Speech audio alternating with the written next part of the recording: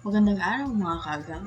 Ngayon ay tuturuan ko kayo ng dalawang lesson planner na pwede niyong gamitin sa inyong daily lesson plan. Tara at tuturuan ko kayo kung ano ba yung dalawang lesson planner na ito. Punta ko sa inyong browser at isearch ang lesson planner page. At ang i-click mo ito ay itong AppGen.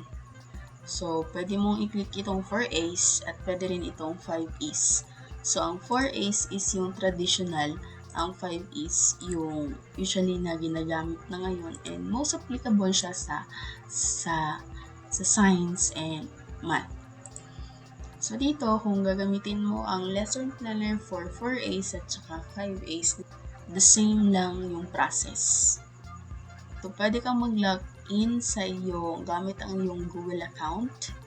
So, just click sign in here. Dito yun siya sa gilid. Then, i-click mo lang yung account mo sa Google. And this is free. Free lang po ito. Then, paano siya gamitin? Makikita mo dito merong code, objective, and translation.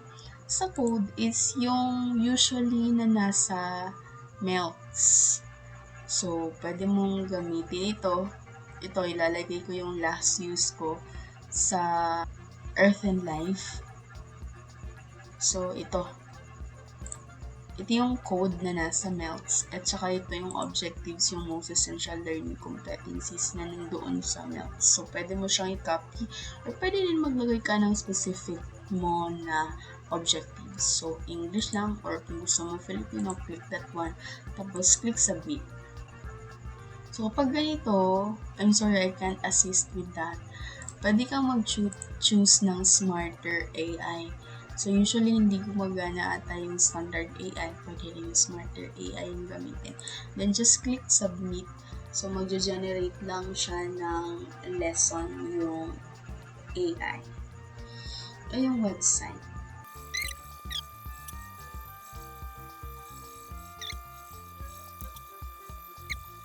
So, yun. After niya mag-generate, ito na yung iyong prepared lesson plan. So, basahin mo lang, and then pwede mo na siyang i-copy and paste. So, ang gagawin mo lang, i-highlight mo, then copy and paste lang sa Word. Then, pwede kang maglagay ng another instruction. Parehas lang din yung process ng paglagay dito sa 5A's. So, kapag hindi gumana ang standard AI, pwede mong gamitin yung Smarter AI. So, kung for example, gamitin natin itong 5A's, ganun lang din ang gagawin na process. So, isubmit mo lang siya. The only difference is naka 5A's na itong.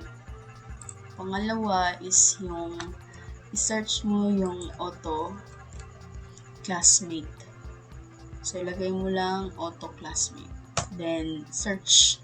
So, itong first link, yan yung i-click mo. Auto classmate. So, pag-click mo ng link, ito yung lalabas. Pwede mong i-scroll down para makapunta ka doon sa create lesson plan.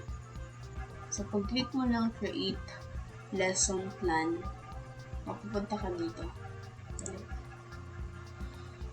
So, explore AI, pwede rin explore. So, pag-click mo ng link, ito yung lalabas. Scroll down mo lang hanggang sa makita mo yung create lesson plan. Pag-click mo ng create lesson plan, use tool now, pwede mo i-click yan or pwede scroll down na.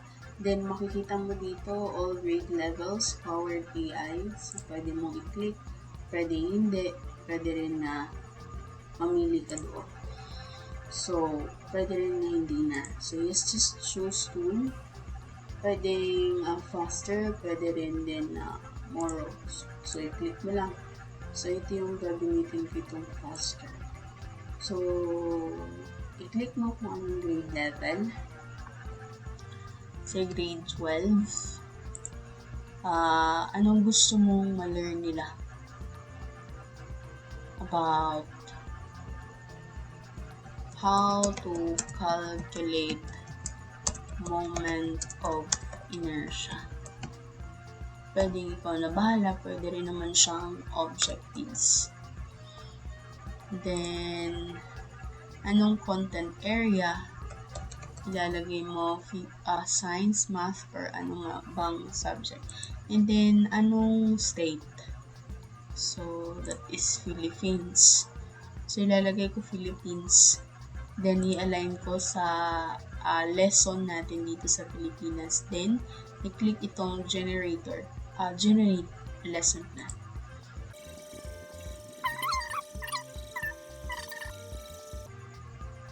And then, yun. Nakapag-generate na siya ng lesson plan. Pwede mo siyang i-regenerate ulit kung hindi mo siya gusto.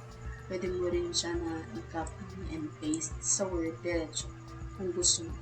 And then, basa-basahin mo lang yung portion para hindi ka malito or hindi ka magkamali sa kung ano yung gagamitin mo na content doon sa yung lesson plan.